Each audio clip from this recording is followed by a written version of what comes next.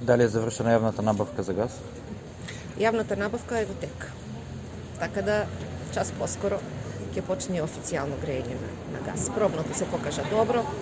За жал, цената на енергенсите на светско ниво расте, така да за почеток нема да имаме некоја голема заштеда, но од еколошки аспект тоа значи многу, значи нема да бидеме на списокот на загадувачите. Сега понатаму ако има загадување, ќе треба да се бара на друго место.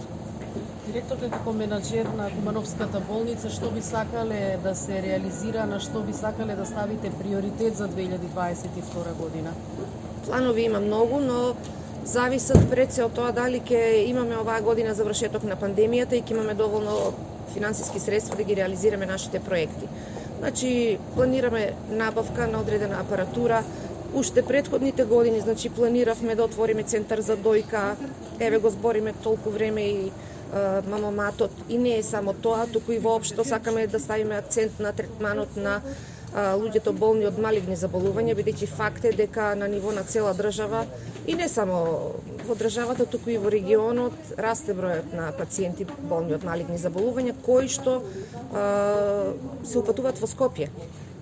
Би сакале да направиме едукација на тим, да адаптираме простор во Кумановската болница каде што би можеле да пружиме здравствен третман, ако ништо друго, барем примање на хемотерапија на ваквите пациенти.